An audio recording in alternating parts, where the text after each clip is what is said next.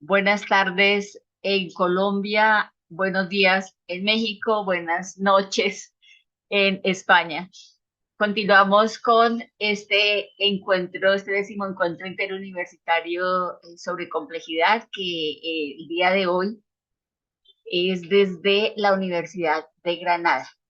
En este momento, nuestra conferencista siguiente es Soraya Layton, quien nos va a acompañar con la charla didáctica de la complejidad. Soraya es química y magíster en educación de la Universidad Nacional de Colombia. Actualmente está terminando el doctorado en Ciencias de la Educación de la Universidad de Granada con la tesis Una universidad que aprende innovación en la enseñanza universitaria de las ciencias básicas a través de comunidades profesionales de aprendizaje en la Universidad Nacional de Colombia. Es hija de padres docentes, ella del lenguaje, él de matemáticas. Se enamoró de la docencia desde niña. Su primera experiencia fue como profesora de primaria en la modalidad de escuela nueva en la Serranía de la Macarena, acá en Colombia durante una época de violencia y combates entre las FARC, y para quienes no sepan, el combate entre las FARC y los paramilitares, la Serranía de la Macarena, pues es un terreno, una parte de Colombia aislada un poco, y pues era un poco complicado antes de la firma de los acuerdos de paz.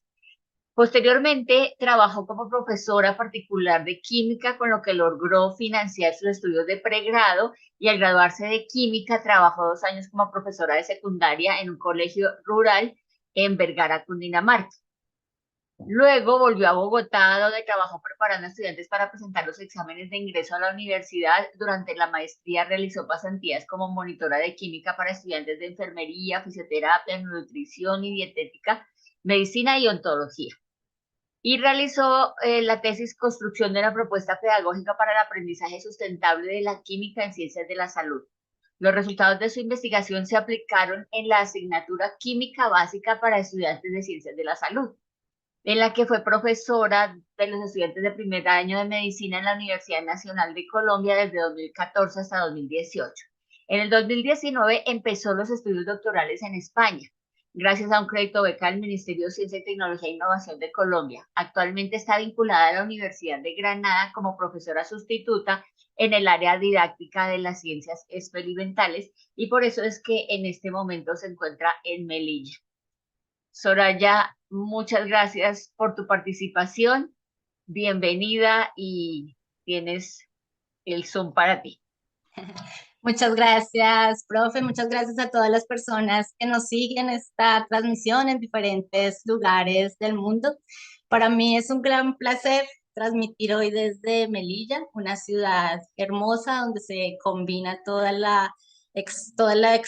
exotismo de África con la cultura europea.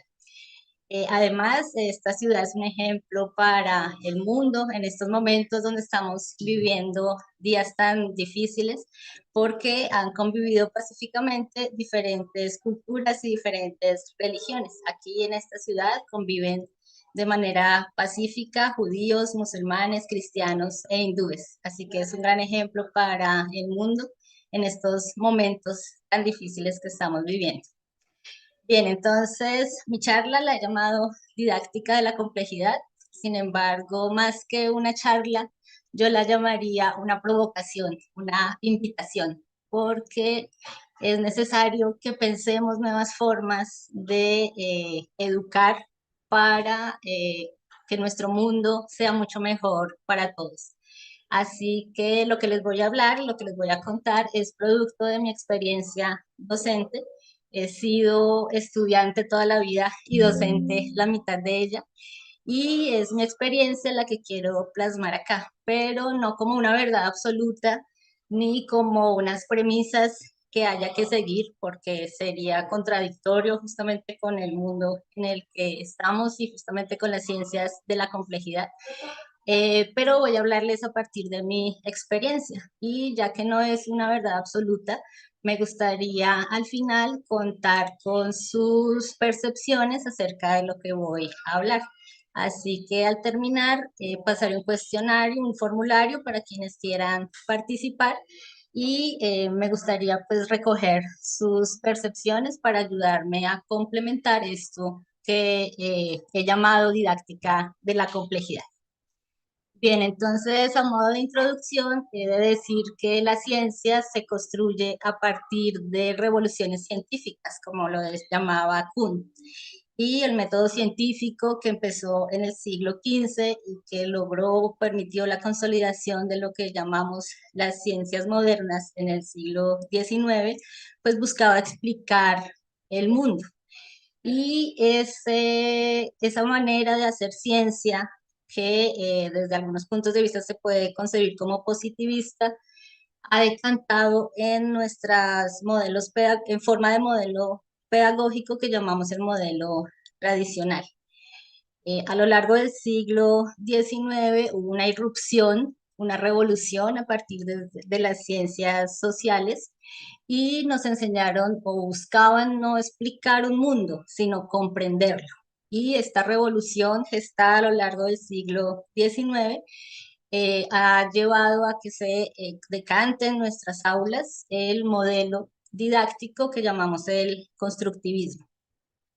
A lo largo también del siglo XIX, comienzos y finales, y a lo largo del siglo XX, empezó o siguió una nueva revolución científica a partir de la incertidumbre, el estudio de las estructuras disipativas que originó las ciencias de la complejidad.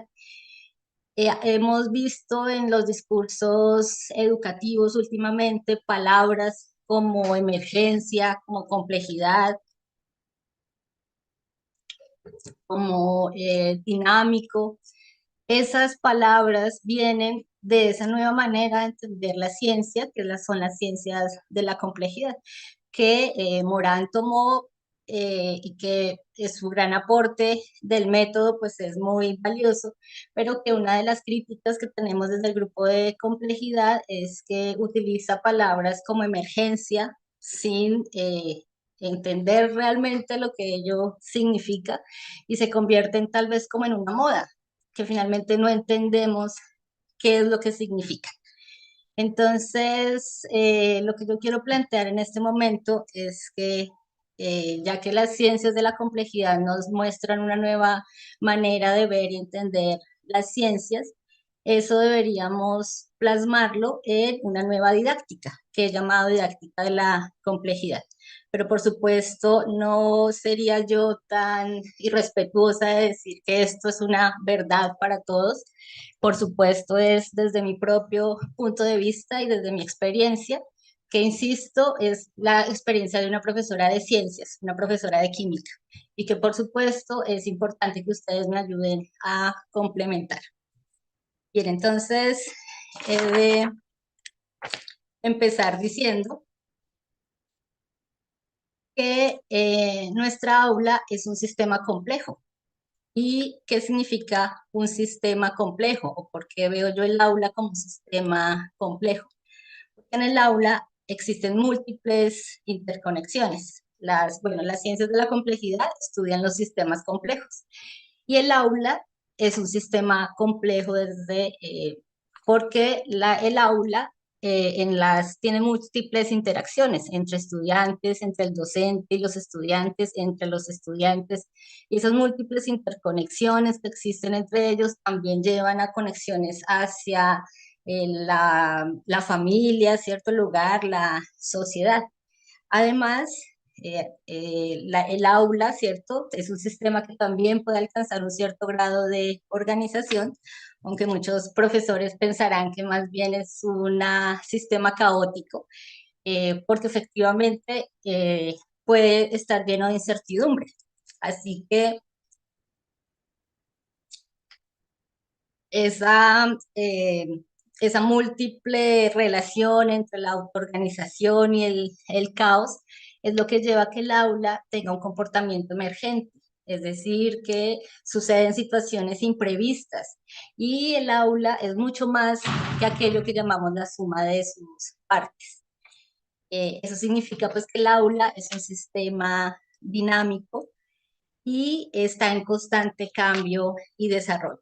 Entonces, si entendemos el aula como un sistema complejo, pues podemos entender o darnos cuenta que un sistema complejo no se puede enmarcar, no se puede cuadricular, y tal vez ese sea el origen de la cada vez mayor desmotivación de los estudiantes por aprender y tal vez de los profesores por enseñar, porque eso lo vemos a diario en nuestros diferentes entornos, ¿no? Cada vez los profes están más cansados, más abrumados por todo lo que es el aula.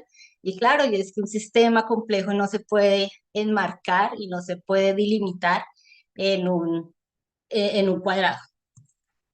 Bien, entonces los quiero invitar a que me acompañen en este viaje en el que quiero que veamos los diferentes puntos o los diferentes elementos de la didáctica, que son los estudiantes, los profesores, los contenidos, los recursos y finalmente la evaluación a través de los dos modelos que imperan, los dos modelos didácticos que imperan en nuestras aulas, que son el modelo tradicional y el modelo constructivista, para a partir de allí proponer una nueva forma de entender la didáctica que he llamado complejidad. Bien, entonces empezaré por los estudiantes, ya que los estudiantes son lo principal de nuestros elementos didácticos. Es el elemento que, que no puede ser, que es imprescindible. Entonces, nuestros estudiantes, bajo el modelo tradicional, son vistos o son entendidos como un recipiente para llenar. Y el modelo tradicional que surgió de el positivismo de las ciencias modernas, pues buscaba eso, ¿no? Entendíamos al estudiante como un recipiente para llenar de contenidos.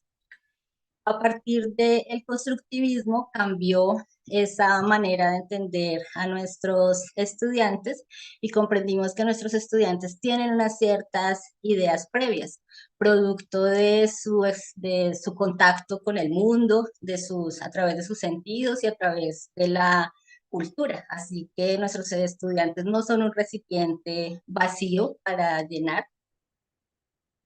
ellos tienen unas ideas previas y esas ideas previas se busca que a través del acto educativo sean transformadas en conocimiento a partir de la construcción conjunta en el aula. Bien, a partir de la complejidad, lo que yo quisiese proponer y a partir de mi experiencia y bueno, también a partir del diálogo con muchos profesores a quienes agradezco, que olvidé mencionarlos al comienzo de la charla, así que los voy a mencionar ahora antes de que se me vuelva a olvidar, al profe Harold Beltrán, al profesor Jairo Villamil, al profe William Villamil, la profe Daisy, la profe Alicia Barrenech, el profesor Javier Carrillo y muchas personas que me han aportado en esta charla de manera directa o indirecta. Bien, entonces, desde el punto de vista de la complejidad, lo que yo quiero plantear es que, bueno, puede ser algo bastante obvio, pero nuestros estudiantes son seres humanos en toda la complejitud que esa palabra significa, y son seres humanos que sufren como nosotros, ¿cierto? Y que están alegres y que tienen muchas expresiones como humanos. Pero además de ello, nuestros estudiantes también tienen unos propios saberes que deben ser reconocidos también por nosotros como docentes. Es decir, nuestros estudiantes no son simplemente un cúmulo de ideas previas que nosotros vamos a ayudar a transformar en conocimiento, sino que ellos también tienen sus propios saberes o conocimientos que deben ser valorados por nosotros como docentes. Y quiero ilustrar esta manera de ver a los estudiantes a partir de 4 ejemplos de mi vida real. Entonces empezaré diciendo que cuando fui profesora en la Serranía de la Macarena, durante una época en la que había violencia de entre las guerrillas y los paramilitares, Yo fui profesora de escuela nueva, entonces yo creía que lo que tenía que hacer era sentar a mis estudiantes en completa disciplina a aprender y a llenar un libro, porque yo pensaba que eso era lo que tenía que hacer. Sin embargo, había un niño, Juanito, que nunca aprendió a leer, desafortunadamente. Sí, y muchos profesores cuando yo llegué me decían, cuidado con ese niño, claro, era el objeto del desorden y caos en el colegio o en la escuela, porque era una sola escuela, un solo salón de escuela, y yo era la única profesora para toda la primaria, en eso consiste la escuela nueva. Después entendí que, por supuesto, ¿cómo va a aprender a leer un niño, que va a querer leer un niño que ha visto masacrar a toda su familia delante de sus ojos, ¿no? Entonces,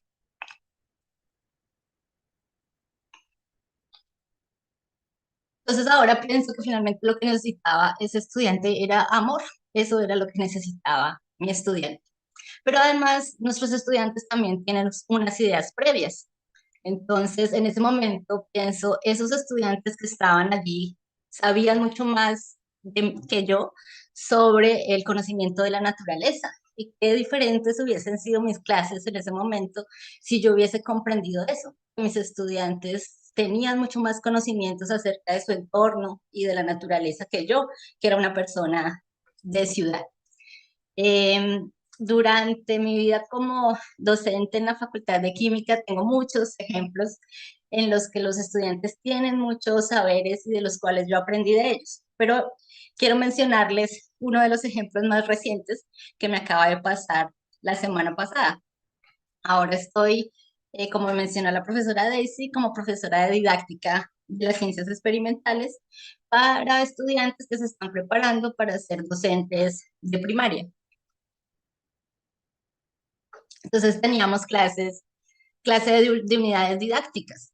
Y pues, perdón, unidades didácticas no, factores de conversión y unidades de medida. Y esta es una clase que yo he dictado no sé cuántas veces en mi vida, muchas veces. Así que bueno, yo llegué a mi clase a dictar la clase o a explicarle a los estudiantes las unidades de medida y los factores de conversión, como yo lo hacía con mis estudiantes de medicina, usando notación científica. Y yo veía allá atrás una chica que se movía como, y otros chicos, y yo, pero ¿qué pasa? No, es que así no es. Yo, bueno, venga y hágalo usted. Y claro, y la estudiante lo hizo, y lo hizo de la manera como ella se lo explicaba a sus estudiantes de primaria. Y ahí recordé, claro, así fue como yo lo aprendí. Entonces, ese conocimiento de mi estudiante me recordó a mí muchas cosas y yo lo valoré y se lo agradezco. Y no fue la única que lo hizo, otro compañero dijo, no, yo no lo hago así, yo lo hago de esta manera. Y se lo explicó a sus estudiantes, a sus compañeros. Así que eso es algo que yo valoro y que me permitió aprender también de mis estudiantes. Así que en ese sentido, nuestros estudiantes también tienen unos saberes y esos saberes necesitan ser reconocidos por nosotros como maestros. El último ejemplo al que me quiero referir es que hace poco, bueno, mi esposo siempre quiso estudiar la carrera de sus sueños y nunca lo logró en Colombia. Así que cuando llegamos a España, pues él empezó a estudiar la carrera que siempre había deseado. Pero el que no hubiese podido estudiarla no significaba que no supiera, porque él es una persona muy sabia y estudiaba y conocía muchas cosas. Así que cuando llegó al aula, pues fue además muy emocionante para él llegar al aula y debatir y compartir las cosas que él sabía. Y como resultado fue llamado por la decana de la facultad. Y la decana de la facultad le dijo que por favor no participara tanto, porque estaba interrumpiendo las clases. ¿Cuál es el resultado? Pues por supuesto que mi esposo no va a volver a la universidad. Fueron destruidos sus sueños. Y bueno, eso no importa porque finalmente la universidad no nos hace sabios y él sigue siendo muy sabio independientemente de esto. Entonces nuestros estudiantes tienen unos saberes que tienen que ser valorados. Además, nuestros estudiantes tienen toda la capacidad de aprender sin profesor. Eh, Pensarán ustedes, dirán, bueno, si tienen toda la capacidad de aprender sin profesor, entonces, ¿qué es lo que tenemos que hacer los docentes? O entonces, ¿para qué estamos los docentes? Así que ahora, pues, voy a contestar a esa pregunta con el siguiente elemento de la didáctica, que son los profesores.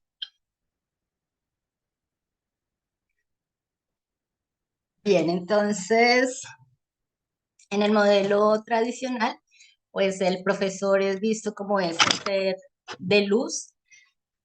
Perdón, perdón un segundo.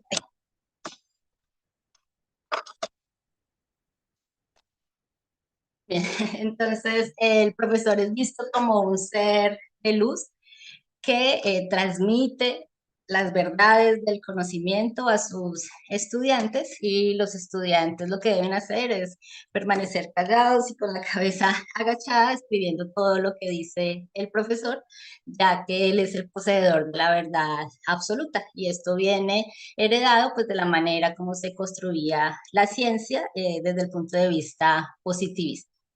En el constructivismo, pues afortunadamente esto cambió y hemos entendido que nuestros estudiantes tienen unas ideas previas y que nuestro objeto o a través de esas reflexiones y a través de causar conflictos cognitivos, entonces logramos los profesores transformar esa nueva información en conocimiento a partir de una construcción conjunta en el aula, donde también la interacción entre los estudiantes es muy necesaria.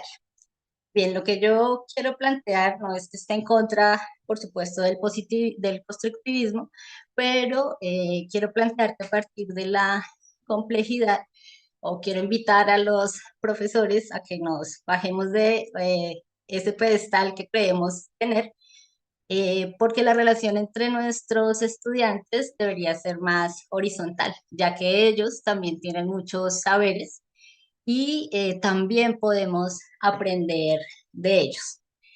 En la complejidad, o desde el punto de vista de la complejidad, no quiero decir que las clases magistrales no sirvan, porque en la Facultad de Medicina, por ejemplo, dábamos clases para un auditorio de 140 personas, pero a través de esa interacción y ese diálogo y valorando los saberes de nuestros estudiantes, lográbamos los aprendizajes. Entonces, ¿qué es lo que necesitaría un docente para poder ayudar a a sus estudiantes a comprender? Yo creo que los estudiantes siempre buscan en nosotros que les ayudemos a entender esas cosas que a nosotros nos causó dificultad y que logramos tanto tiempo de estudio para entender, ayudarles a ellos a llegar de una manera sencilla.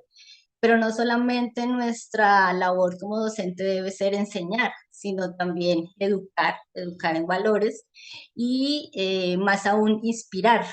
Yo a través también del diálogo con muchos estudiantes y con compañeros míos, porque insisto, he sido estudiante toda mi vida, me encuentro siempre que que la influencia del profesor es muy importante. Es decir, siempre me encuentro frases como que, uy, sí, claro, a mí me gustó mucho esa materia o me gustó por el profesor. Y también he encontrado frases como que no, eso a mí no me gustó y lo principal es el profesor. Así que nuestros estudiantes esperan de nosotros que les expliquemos, que les ayudemos a llegar a entender cosas complejas a través de vías sencillas, pero además, a pesar de que podemos ser prescindibles porque nuestros estudiantes pueden aprender sin profesor, seguimos teniendo en la sociedad pues la capacidad de inspirar a nuestros estudiantes, tanto para bien como para mal. Bien, entonces, desde el punto de vista de la complejidad, o bueno, o qué necesitaríamos como docentes para ayudarle a nuestros estudiantes a entender. Por supuesto, pues el conocimiento del contenido de lo que vamos a enseñar, pues es lo más importante. porque si no entendemos qué es lo que vamos a explicar, pues no podremos explicárselo a nuestros estudiantes. Pero también es muy importante el conocimiento pedagógico del contenido o el conocimiento didáctico del contenido, es decir, cómo vamos a explicarle y con qué recursos vamos a explicarle a nuestros estudiantes esos conceptos para que puedan entenderlos de una manera más sencilla. Y con la irrupción de las tecnologías de la información y la comunicación, pues también es necesario el conocimiento tecnológico del contenido. Esta unión entre el conocimiento del contenido, el conocimiento pedagógico del contenido y el conocimiento tecnológico del contenido es lo que llaman Minyo Misra y Matthew Crowler el modelo TEPAC por sus siglas en inglés.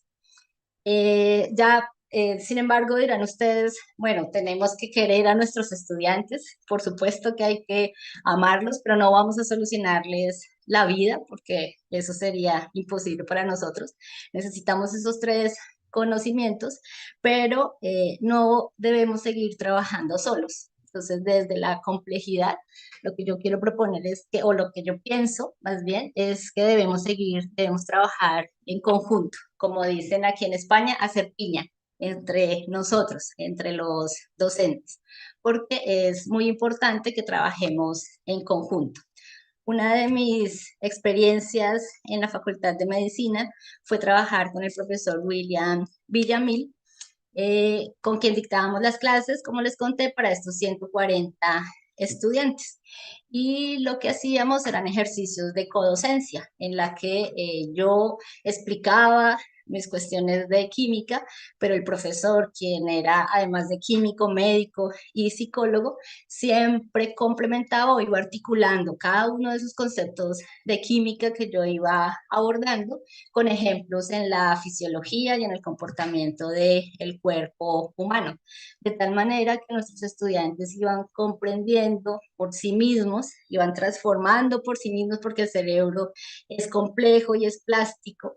Entonces nuestros estudiantes, claro, tenían unas ideas previas, pero a través de esa interacción entre nosotros, ellos lograban transformar esas ideas y entender además el por qué y el para qué aprender eso que nosotros les estábamos dando, que era la química.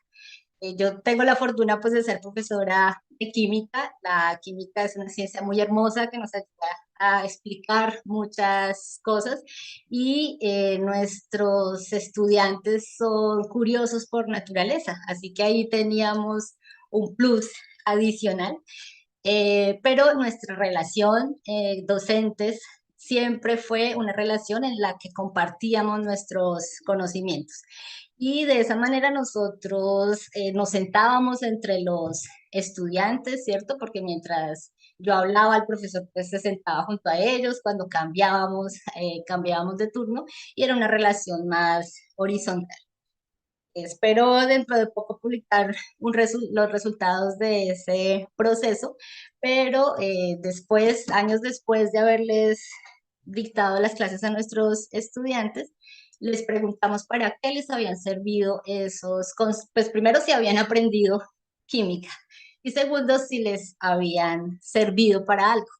Y efectivamente la mayoría nos contestó, esto es una nube de palabras, como ven ustedes, la palabra más gruesa, que es entender, es la que más fue utilizada por nuestros estudiantes. Así que eso fue lo que nosotros logramos hacer, entender, que los estudiantes lograran entender aquellas cosas de una manera más sencilla. Pero no solamente entender, sino también comprender el por qué y el para qué de eso que estaban aprendiendo. Además, en el aula de clase teníamos una gran heterogeneidad, porque eran 140 estudiantes, pero de diferentes niveles de conocimiento, diferentes regiones del país. Así que nosotros siempre empezamos desde las bases, siempre porque necesitábamos ayudarles a que esa química que ellos necesitaban aprender para su vida, la química es muy importante para un médico, se fuese construyendo sobre bases sólidas. Así que siempre empezamos desde la base y empezamos a complejizar ese conocimiento de tal manera pues que para nosotros, para el profesor Villamil y para mí fue una gran felicidad cuando encontramos estos resultados años después. Bien, entonces desde el punto de vista de la complejidad, importante que no trabajemos solos. Los profesores no debemos seguir trabajando solos. Este modelo, que podemos llamar comunidades profesionales de aprendizaje, ha sido ampliamente estudiado por el profesor Antonio Bolívar, catedrático de la Universidad de Granada. Los invito a leer sus planteamientos de cómo los profesores debemos trabajar en equipo, compartir nuestras prácticas, compartir valores, ¿cierto?, con respecto a la educación, pero para ello también debe haber una ayuda desde las directivas, ¿cierto? Porque para que los profesores podamos trabajar en equipo y transformar nuestras prácticas, es necesario una amplia implicación de las directivas.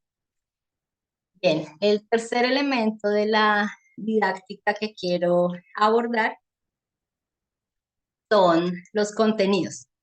Pues con respecto a los contenidos, he de decir que en el modelo tradicional, herencia del positivismo de las ciencias modernas del siglo XIX, pues lo que buscan es, o en esos contenidos se ven como una verdad absoluta que se debe transmitir y que no es cuestionable bajo ningún punto de vista. Por eso el profesor, pues es quien alumbra a sus conocimientos, a sus estudiantes, con verdades absolutas.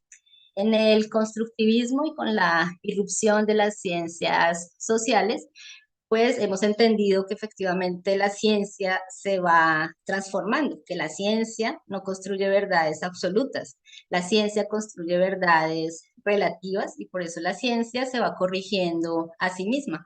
De ahí que surjan diferentes modelos, diferentes teorías que tumban a teorías antiguas y forman nuevas teorías.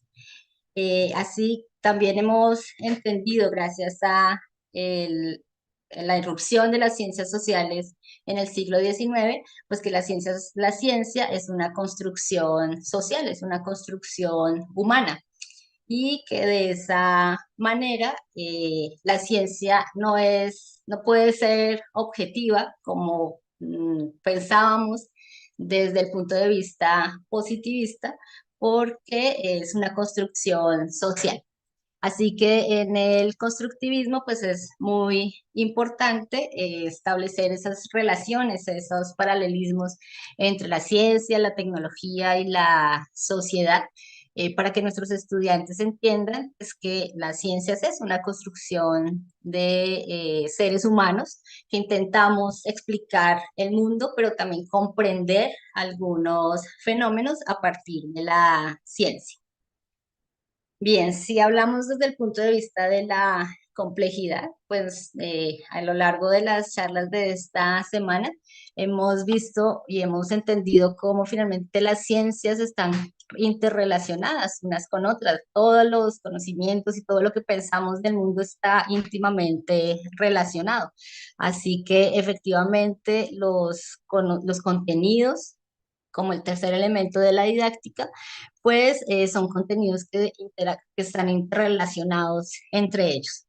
Así que es muy importante que como docentes, esto por supuesto no lo podemos hacer solos, ¿cierto? Por eso es muy importante que trabajemos en equipo y que ayudemos a través de los contenidos en nuestras aulas de clase a que los estudiantes detecten esas interconexiones, esas interconexiones y conexiones entre las diferentes disciplinas con el objetivo de que puedan solucionar problemas usando los conocimientos de las ciencias.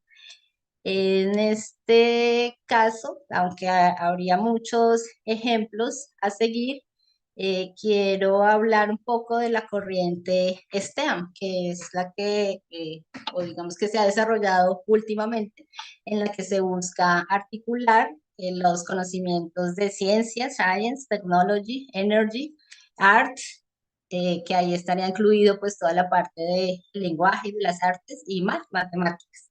De esta manera se busca pues que los estudiantes apliquen conocimientos de esas áreas en situaciones de aprendizaje que les deben a solucionar problemas.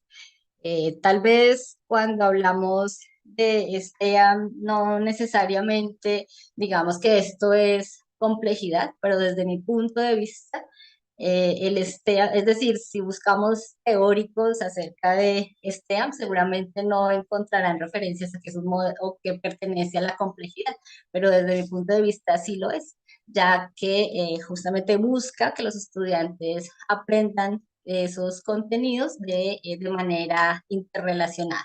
Pero eso efectivamente no lo podemos hacer solos, por eso es necesario repensar la escuela y la educación de tal manera que podamos trabajar en equipo. Como les comentaba en la Facultad de Medicina, cuando yo trabajaba con el profesor Villamil, pues eso era lo que hacíamos, articular en ese caso ciencia y medicina, y eso logró que los estudiantes entendieran esos conceptos de ciencia, alcanzaran la metacognición y construyeran unas bases sólidas sobre las cuales pudieron entender o lograron entender otras ciencias más adelante durante su carrera y ya en su vida profesional, porque muchos de los que nos contestaron esa encuesta y que les mostré anteriormente ya estaban ejerciendo como médicos. Bien, entonces un cuarto elemento de la didáctica serían los recursos. Bien, entonces con respecto a los recursos, pues hemos de recordar que bajo el modelo tradicional el principal recurso es el libro de texto y el tablero. Y no quiero decir que no sirven. Yo sigo utilizando los libros y el tablero en muchas ocasiones porque son útiles para el proceso de enseñanza y aprendizaje. En el constructivismo, pues ya se buscan otros recursos que le permitan a los estudiantes experimentar, aprender haciendo, salir, ¿cierto? Salir del aula de clase y interactuar juntos para aprender a través de la experiencia también, para que entiendan pues, que la ciencia se construye o que vayan construyendo un conocimiento a través de la interacción con el profesor y con sus compañeros y sobre todo con la experimentación. Y esto es válido también. Eh, quiero proponer que a partir de la complejidad, no quiero decir que estos recursos no sean útiles, porque insisto, yo sigo utilizando el tablero, el libro, ¿cierto? Las experiencias también, pero desde el punto de vista de la complejidad y para poder atender a esa gran diversidad que tenemos en el aula, es necesario también que utilicemos recursos abiertos que nos aportan las tecnologías de la información y la comunicación. Con una profesora hablábamos estos días y decíamos, claro, es que es muy importante también que un profesor desarrolle la competencia de diseño de sus recursos digitales. Y está bien, ¿cierto? Pero también tenemos que aprovechar toda la gran diversidad de recursos que existen en la red y aprovechar que ahora tenemos esa gran oportunidad de conectarnos con otras personas en el mundo y usar los recursos abiertos que otras personas diseñan. Entonces, no es que tengamos nosotros como profesores que diseñar y diseñar recursos, que está bien, es una competencia que hay que desarrollar, pero también hay una gran cantidad de recursos que podemos utilizar en nuestras aulas. Quiero hablarles aquí en este caso, como profesora de ciencias, por supuesto, de las simulaciones. Las simulaciones nos ayudan a conectar la teoría con la práctica y ayudar a que nuestros estudiantes entiendan procesos que no pueden ser vistos a veces a simple vista a través de una simulación. Al finalizar la charla les compartiré la presentación y a quien desee puede ingresar a este link que los llevará a la página de simulaciones PET, una página de la Universidad de Colorado que se dedica a diseñar soluciones o diseñar simulaciones en la que colaboran muchos docentes. Entonces, cuando ellos lanzan una simulación, también los profesores pueden crear unidades didácticas que son compartidas con todos. Entonces pueden utilizar la simulación y además utilizar como ejemplo otras unidades didácticas diseñadas por profesores en diferentes lugares del mundo. Por supuesto, adaptarlas pues a nuestros propios contextos, ¿no? Porque es muy importante como docentes que tengamos en cuenta los contextos de nuestros estudiantes si estamos hablando también desde el punto de vista de la complejidad. Es así como, por ejemplo, mis presentaciones están online, ¿sí? Entonces todos mis estudiantes tienen acceso a las presentaciones, todos los profesores que la quieran usar pueden usarlas, ¿cierto? Porque el conocimiento no me pertenece. Yo pues utilicé o diseñé unas ciertas presentaciones a partir de un conocimiento que no me pertenece y por eso de esa manera retribuyo compartiendo también mis propios recursos didácticos. Además, teniendo en cuenta que pues, nuestros estudiantes ahora tienen fácilmente acceso a sus dispositivos, pues ellos en clase pueden seguir las presentaciones, porque a veces los proyectores no proyectan bien, al estudiante no le queda fácil ver, ¿cierto? Por ejemplo, cuando yo era profesora de química teníamos un auditorio con 140 personas, pues el que estaba atrás seguramente no veía tan bien como el que lo hacía adelante, pero esa persona podía seguir la presentación en su dispositivo y los profesores también las podían usar. Así que es importante que compartamos nuestros recursos y que utilicemos también aquellos recursos que ya están montados. De esa interacción con el profesor William Villamil durante nuestras clases de medicina, surgió este recurso que llamamos soluciones con empatía. Y ahí articulamos nuestros conocimientos, nuestro conocimiento del contenido, nuestro conocimiento pedagógico y nuestro conocimiento tecnológico para diseñar un recurso didáctico que llamamos soluciones con empatía.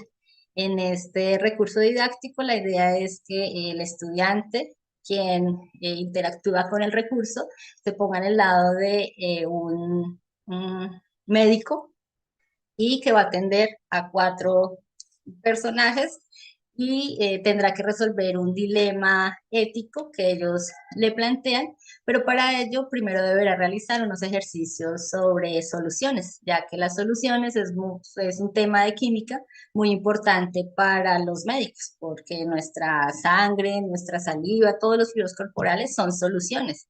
Además, los medicamentos son soluciones. Algo que yo aprendí del profesor Villamil fue aquellos chispas de humor que él impartía en nuestras clases. Yo no soy tan espontánea como él y por eso me encantaban las clases con él, porque aprendí mucho y aquí encontrarán un apunte del profesor. Entonces, nuestra primer personaje era una mujer responsable, desilusionada del amor, quien se toma unos vinos y al otro día no puede ir a trabajar, está imposibilitada por ir a trabajar. Así que el dilema ético es, usted pediría la certificación médica de que no debía ir a trabajar. El siguiente mm, personaje es un hombre alegre y muy bailarín, quien también después de una noche de copas se siente muy mal. Los estudiantes debían realizar ejercicios sobre la molaridad, la concentración del alcohol y al finalizar el dilema ético era, le recomendaría a este personaje que aumente de peso para que pueda seguir consumiendo alcohol y aguantar más el alcohol. Nuestra tercera persona, nuestra Nuestro tercer personaje es una joven exitosa, adicta al trabajo, quien por el cumpleaños se toma un vinito y resulta que este vino, o ginebra, hace que pierda la licencia de conducción. Entonces el dilema ético es, ¿usted le expediría o le expediría una certificación de que ella realmente estaba apta para conducir?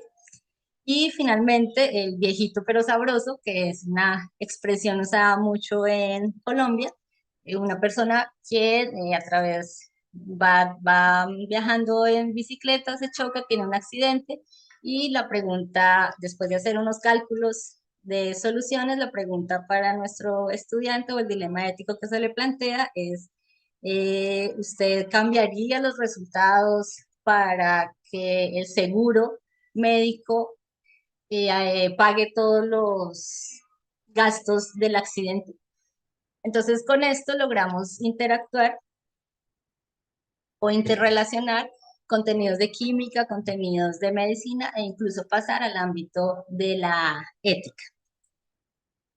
En Colombia también hace poco trabajé en un proyecto en el que diseñamos algunos recursos didácticos STEM. Este, por ejemplo, que les estoy mostrando aquí, que llamamos Energía Maravillosa, buscaba que los estudiantes resolvieran un dilema que era llevar la luz a unos personajes extraterrestres que acaban de llegar a la Tierra y necesitaban luz para vivir mejor, electricidad para vivir mejor. Estos desarrollos, lastimosamente, en nuestro país a veces se pierden y todo el empeño que ponemos en diseñar esto queda guardado a veces en un escritorio. Por eso la invitación, si a las personas que están en Colombia siguiéndonos, es que utilicemos esos recursos que son diseñados por el ministerio, porque pues nos pueden ayudar en nuestros procesos educativos en el aula. Y finalmente, un recurso muy importante que es muy valioso para mí son los administradores de contenidos como Moodle. Sin embargo, Moodle, si yo lo utilizo únicamente para colgar contenidos, pues es lo mismo que estoy haciendo con un tablero tradicional, pero utilizándolo de manera digital. Moodle ofrece muchas oportunidades para el aprendizaje a través de foros, a través de wikis, a través de diversos elementos. Y en medicina lo utilizábamos mucho, ya que siempre, cuando terminábamos las clases, es muy importante que el estudiante practique, ¿sí? Y a través de Moodle lo que hacíamos era colgar unos cuestionarios y la ventaja de Moodle es que el estudiante, o nosotros lo programábamos para que el estudiante pudiese resolver esos ejercicios cuantas veces lo necesitara hasta obtener la nota máxima y todas las veces que quisiera y en sus propios tiempos. Así que desde el punto de vista de la complejidad, considero yo que no estoy negando la importancia de otros recursos didácticos, pero sí es importante que utilicemos recursos abiertos y Moodle un recurso, un administrador de contenidos como Moodle, que le permite a los estudiantes ir a sus propios ritmos y en sus propios tiempos. Así que encontrábamos, por ejemplo, estudiantes que en 15 minutos ya habían obtenido la nota máxima, y eso está bien, que si él ya tenía sus conocimientos y podía obtener la nota máxima en 10 minutos, pues perfecto. Pero había otros estudiantes que necesitaban hacer el cuestionario una, dos, tres, cuatro veces, hacerlos o demorarse un mes, una semana haciéndolos hasta obtener la nota máxima, y eso también estaba bien, porque cada estudiante tiene que ir o esto nos permite Moodle, que el estudiante pueda ir a su propio ritmo y dependiendo de sus propias necesidades. Bien, entonces el último elemento de la didáctica del cual quiero hablar es sobre la evaluación. Entonces, la evaluación es muy importante, por supuesto, en el proceso educativo y bajo el modelo tradicional, la evaluación es una heteroevaluación, es decir, el profesor evalúa a sus estudiantes y es una heteroevaluación basada en contenidos que lo que busca es desarrollar las capacidades memorísticas del estudiante. Es decir, que en el modelo tradicional lo que se busca es que el estudiante, o en la evaluación tradicional, lo que se busca es que el estudiante reproduzca algo que le ha dicho su profesor, de la misma manera, además, como él se lo ha dicho, porque no se permiten otras maneras de expresar. Y es una evaluación basada en la memoria. Y muchos estudiantes o muchos profesores seguimos evaluando de esa manera y los estudiantes aprenden, no, los estudiantes se entrenan para eso y finalmente se entrenan para un examen, pero realmente aprendió el estudiante. Bien, en el constructivismo, pues la idea es que la evaluación sea un proceso y que se evalúe no solamente el aprendizaje de los estudiantes, sino también el proceso de enseñanza y aprendizaje. Y en el constructivismo, pues se plantean también diferentes dimensiones de la evaluación. Así que en el constructivismo ya no pensamos únicamente en la heteroevaluación, sino que se ve la evaluación como multidimensional, otras dimensiones, como la coevaluación, que son la evaluación entre pares, y la autoevaluación. Bien, desde el punto de vista de la complejidad, mi propuesta o lo que yo he aprendido a lo largo de estos años como docente es que la evaluación debe ser diversa. Es decir, yo le debo permitir a los estudiantes expresar sus conocimientos de diferentes maneras.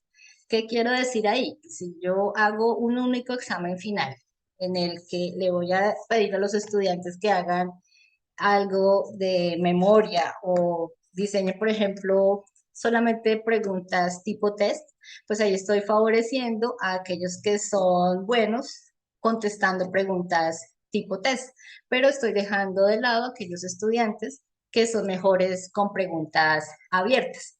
Por el contrario, si yo hiciese una evaluación únicamente con preguntas abiertas, pues estaría favoreciendo a aquellos que son buenos para ese tipo de preguntas y perjudicando a aquellos que no son tantos.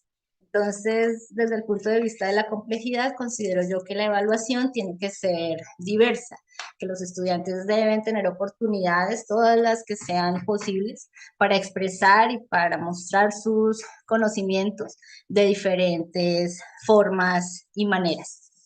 Y algo que siempre pensábamos y reflexionamos con el profesor Villamil durante nuestras clases de medicina es que la evaluación le ayudara al estudiante para seguir aprendiendo. ¿Cómo hacíamos esto? Pues en nuestras evaluaciones les poníamos pequeños párrafos, pequeñas lecturas de profundización en el que le estábamos contando a los estudiantes, por ejemplo, qué era el cinabrio. Entonces, si yo le hubiese hecho al estudiante una pregunta relacionada con el cinabrio y él ni siquiera sabe la fórmula química, pues seguramente a pesar de que supiera qué son los enlaces químicos, pues no iba a contestar porque no sabía qué es el cinabrio o cómo es su fórmula química. Pero si yo le cuento qué es el cinabrio y que el cinabrio se utilizó durante mucha época como en Laos, el cinabrio es, sulfuro, es un compuesto con mercurio rojo que se utilizó como componente en la época griega, de los labiales y del maquillaje. Entonces, en muchos momentos se hablaba de que en esa época, se hablaba que los enamorados morían por el mal de amor, y era porque en la noche de bodas, entonces las mujeres se maquillaban utilizando cinabrio, y pues claro, después de la noche de bodas, al haber consumido ambos cinabrio, pues amanecían muertos. Entonces les contábamos estas historias y a partir de allí hacíamos preguntas pues para evaluar, por supuesto, sus aprendizajes. Pero la evaluación, la idea nuestra era esa, que la evaluación le ayudara al estudiante para seguir aprendiendo. Y ya para finalizar, quiero mostrarles el cambio en la distribución de las notas entre los estudiantes que fueron o que tomaron sus clases en el modelo tradicional.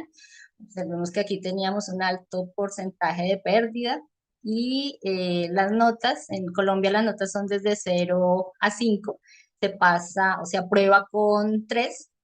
Entonces todos estos estudiantes que había acá habían suspendido, en España se dice suspender, en Colombia se dice perder, habían perdido la materia y los porcentajes de pérdida eran altísimos. Se alcanzaban incluso semestres en ciencias de la salud de porcentajes de pérdida del 30, del 50% de los estudiantes. Cuando implementamos nuestra metodología en química básica para ciencias de la salud, el porcentaje de pérdida disminuyó, la nota promedio de los estudiantes aumentó, la desviación fue menor. Eso significa que nuestros estudiantes, con todas las oportunidades que nosotros les dimos para aprender, efectivamente alcanzaron un conocimiento. Observemos como la desviación estándar es mucho menor, todas las notas están agrupadas en un cierto lado de la escala y alcanzaron una mejor nota. El promedio de nota con el método tradicional fue de 3,59 y con el nuevo modelo de 3,95 sobre 5. Bien, entonces con esto termino y quisiese pedirles el favor que nos tomásemos 10 minutos cada uno, quien quiera hacerlo, para que me cuenten qué piensan sobre esto que he expuesto, para mirar si damos como pasos o si avanzamos en construir un nuevo modelo que podamos llamar el modelo de la complejidad. Entonces pueden ustedes enfocar aquí con sus celulares este código QR. Quienes deseen participar, pues son bienvenidos a hacerlos. Quienes no, no pasa nada. Allí se encontrarán algunas preguntas que están como obligatorias, pero otras que no son obligatorias, como su nombre, por ejemplo, su correo electrónico. Sin embargo, si quieren dejar allí su nombre y su correo electrónico, pues perfecto, será muy valioso. Y además, las respuestas serán públicas. Entonces, cuando ustedes envíen el formulario, recibirán, podrán ver las respuestas de los otros y además en el mensaje de agradecimiento por participar encontrarán el link de esta presentación por si alguien quiere volverla a retomar e ingresar a los links que les mostré anteriormente. Entonces, tomémonos 10 minutos cada uno desde su casa, desde donde nos estén acompañando, para completar este formulario, quienes deseen hacerlo y volvemos a vernos en 10 minutos.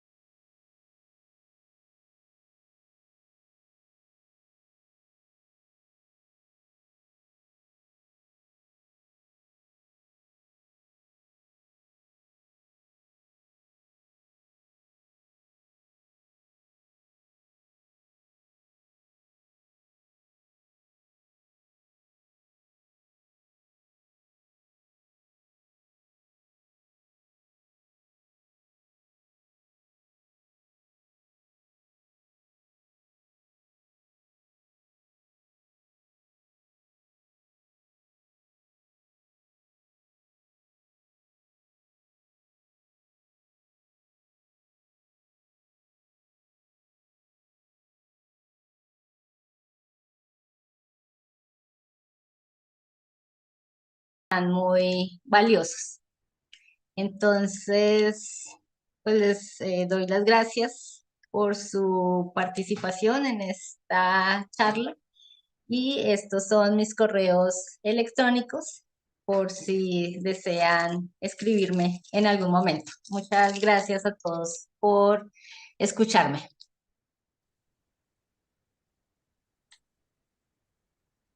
Muchísimas gracias a Soraya por su intervención, por esta charla tan pertinente, esta charla que nos llena de conocimientos y muchas veces sí, yo también pienso lo mismo, algo como por ese estilo. Entonces, Soraya, te agradecemos enormemente. Igual, no solo por la charla, sino porque gracias a ti existió esta conexión entre la Universidad Digital y la Universidad de Granada. Entonces, pues es muy enriquecedor esto. Voy a pasar a leer algunas de las preguntas. Hay muchísimas preguntas en el chat, entonces voy a pasar a leer preguntas. Unas- Pero, profe Eduardo, si tiene alguna pregunta, podríamos empezar con usted. Eh, no, yo digo que esta charla ha sido muy interesante, eh, didáctica de la complejidad o complejidad de la didáctica. Me ha parecido que quizá algunas de las soluciones que se proponen son muy difíciles de llevar a cabo. Por ejemplo, coordinar a tantos profesores y ponerles de acuerdo en un propósito común. Por lo demás, si fuera posible, pues sería lo mejor. Yo creo que está muy bien, todo muy bien pensado y únicamente me pongo en el caso ya real de que un profesor es de este tipo, otro profesor es de este tipo, y reunirles para un bien, para un propósito común puede ser difícil, ¿no? Claro, profesor, es difícil, pero se han hecho ejercicios aquí en España, justamente a nivel de primaria y de secundaria. El profesor Antonio Bolívar ha impulsado este movimiento y es uno de sus principales expositores de esta modo de entender la escuela como comunidades profesionales de aprendizaje y efectivamente es difícil desde el punto de vista de coordinar los docentes y sobre todo porque debe haber mucho apoyo de la dirección, de la parte administrativa, pero cuando se ha logrado y se tiene el apoyo suficiente para que los profesores tengan tiempo para compartir sus prácticas, por ejemplo, que eso es muy importante, pues se han logrado resultados exitosos mejorando el aprendizaje de los estudiantes. Entonces, les recomiendo a todos leer al profesor Bolívar, a todas las personas que nos acompañan, ya que sus conclusiones pueden ser muy valiosas para mejorar nuestras aulas y nuestras escuelas y nuestros procesos en la universidad. Pues por mí, adelante. Quizá me pregunto, todo esto creo que también es aprovechable en la universidad a estudiantes ya más mayores, ¿no? Es aprovechable, ¿verdad? Sí, claro, yo trabajo con estudiantes realmente adultos en la universidad y la tesis que estoy desarrollando en el doctorado es acerca de un proyecto en el que trabajé en Colombia, en la Universidad Nacional de Colombia, en el que buscamos que los profesores de diferentes sedes y diferentes facultades de la Universidad Nacional, que tiene 9 sedes a lo largo del territorio colombiano, lograran dialogar y buscar juntos soluciones a sus problemáticas de aula, que nos encontramos con que muchos profesores se encontraban con los mismos problemas y resolvían de manera independiente. Esto pues en deterioro de la sostenibilidad institucional, porque si cada uno está y no se compartían esas prácticas y no se conocían los resultados de esas innovaciones en el aula. Así que nuestro proyecto que fue dirigido por otro de mis directores de tesis y fue pensado por uno de mis directores de tesis, el profesor Oscar Duarte, a quien no mencioné en la charla, pero también le agradezco sus grandes aportes pensó eso, ¿no? ¿Cómo hacer para que los profesores se conecten entre ellos? Y el proyecto avanzó, logramos formar 66 equipos de profesores trabajando en conjunto, incluso se unieron estudiantes, logramos favorecer y beneficiar a una gran cantidad de estudiantes en la universidad, pero efectivamente esto necesita apoyo institucional y cuando cambiaron las directivas, pues el proyecto terminó. Esa es una de las principales dificultades con las que nos encontramos en esta nueva configuración de las escuelas como comunidades de aprendizaje. Pues me parece muy interesante y adelante. Muchas gracias, profe.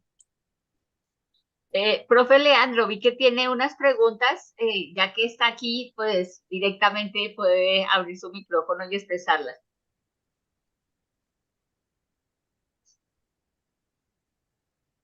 Es que no sé cuáles son porque ya yo estoy ahora ya en el Zoom y las preguntas están en el chat, Ah, bueno, si en, quiere yo en las el leo, YouTube. si quiere yo las leo. Hay una que dice, ¿qué valoración haces de las propuestas psicopedagógicas de Vygotsky? Claro, yo estoy de acuerdo con Vygotsky en que la cultura pues tiene un papel importante, ¿no? En la educación, ya que no se puede entender el desarrollo de nuestros niños y de nuestros estudiantes sin entender el contexto y la cultura en la cual se desenvuelven. Tal vez no mencioné eso muy explícitamente en la charla, pero claro, es muy importante tener en cuenta los contextos y la cultura de nuestros estudiantes, de tal manera que como docentes podamos adaptarnos a esa gran diversidad que tenemos en el aula. Otra pregunta también del profe Leandro. ¿Esos grupos de profesores tienen su inspiración en las comunidades críticas de profesores que propone Stephen Kemis? Eh, no trabajábamos bajo otros modelos de comunidades de aprendizaje. Realmente no conozco, profe, no sé si nos pueda contar a qué se refiere. Es que Stephen Kemmis hace una propuesta, pero ya de los años 90, sobre las comunidades críticas de profesores. Lo llama Mm. comunidades críticas de profesores, que es un poco izquierdoso en el tiempo de Inglaterra. Voy a escribirla, profe. Muchas gracias por el aporte. Voy a tenerlo en cuenta. Comunidades críticas de profesores. ¿Y cómo es que se llama el autor? Perdón. Stephen Stephen Kemis. Kemmis. Ok. Ese tiene muchas cosas publicadas en la revista Enseñanza, eh, ¿cómo es? Investigación en la escuela, de la escuela de la Facultad de Educación de Sevilla. Educación, la revista de Investigación en la escuela. Los trabajos del grupo este tan famoso que trabajó mucho en Sevilla por los años 90. Yo que ya como estoy un poco apartado, no sé si se sigue publicando o sea, se habrán ya jubilado casi todos. Bueno, lo leeré, profe. Muchas gracias por el aporte. De eso se trata también esta charla, ¿no? Como que yo, por supuesto, hay muchas cosas que se pueden complementar y le agradezco, profe, por sus aportes. Finalmente, última pregunta del profe Leandro. ¿Has tenido en cuenta las 8 competencias propuestas por la Unión Europea? ¿Tu modelo educativo está pensado para el sistema de Colombia o para España? Bueno, yo primero, profe, no lo llamaría mi sistema educativo, ¿no? Porque eso sería demasiado irrespetuoso que diría yo.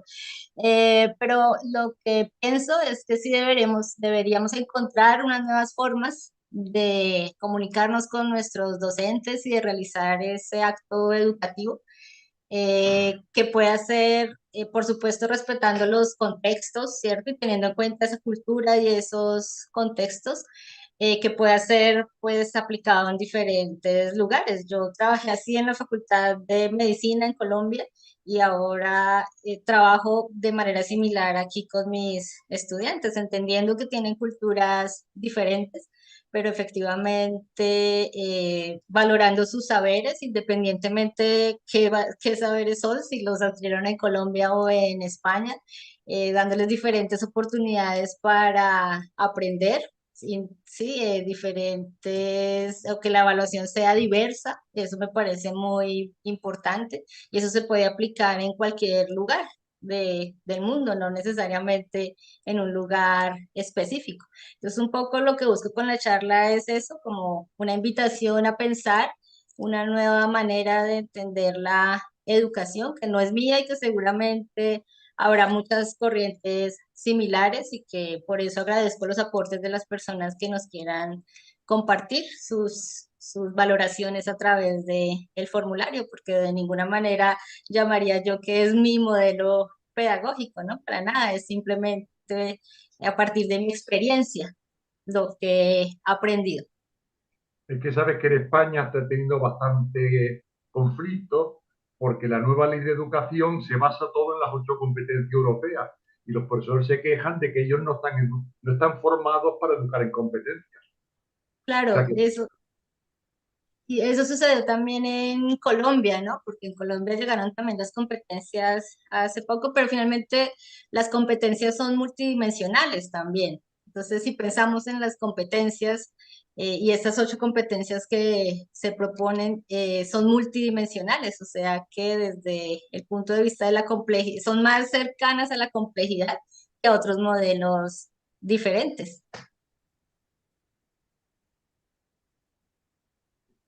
Bien, aquí hay una pregunta que voy a tratar como de condensar. Es más o menos lo que veo de la pregunta es si existen conexiones entre neurociencia, psicología cognitiva y psicología cognitiva moderna con la pedagogía.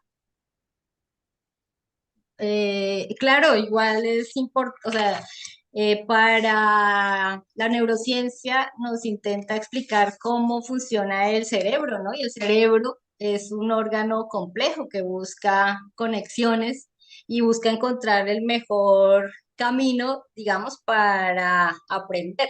Esa era una de las preguntas que yo quería hacerle ayer al profe, a, se me olvidó el nombre, bueno, eh, porque efectivamente las neurociencias nos aportan nos aporta conocimiento acerca de cómo aprendemos.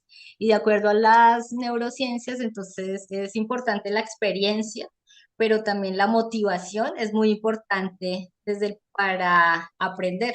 Entonces, en ese caso, claro que existen relaciones entre lo que nos enseña la neurociencia y las propuestas pedagógicas. Vale, el mismo Luis Van Tome que hizo la pregunta anterior, pregunta, ¿es posible enseñar electrodinámica cuántica y ecuaciones diferenciales co-construyendo con los saberes de los estudiantes? Yo casi que con tu charla tendría la respuesta, pero dale. Pues yo enseñaba, pues nosotros en química, en la Facultad de Medicina también trabajábamos cosas complejas, ¿cierto? A partir de los conocimientos de nuestros estudiantes. Entonces, claro que se puede llegar a esas comprensiones del mundo a partir de un diálogo, que llamaría yo más bien un diálogo con nuestros estudiantes. Y nuestra labor como maestros es esa, ayudarles a entender a ellos algo que a nosotros nos tomó mucho tiempo comprender de una manera sencilla. Y no sé si la pregunta va dirigida en el sentido en el eh, que los estudiantes no sepan de esos conocimientos que pueden parecer complejos, pero lo que yo me he dado cuenta es que hay algunos que sí saben, no todos, pero hay algunos que sí saben y saben mucho más que nosotros respecto a esos temas. Y por eso es importante valorar esos conocimientos de nuestros estudiantes, porque si desde un principio empezamos a decir que es que el estudiante no sabe, porque además eso yo me lo he encontrado en muchos escenarios, esa queja del profesor, es que el estudiante no sabe nada y no, el estudiante sí sabe, y hay muchos estudiantes que saben mucho más que nosotros, incluso de esos temas que son complejos, pero que para los que no lo saben, pues para ahí estamos, para eso estamos ahí nosotros, ¿no? Para ayudarles a entender esas cosas que a nosotros nos tomó más tiempo. No sé, ¿tú Vale. qué piensas, profe Daisy?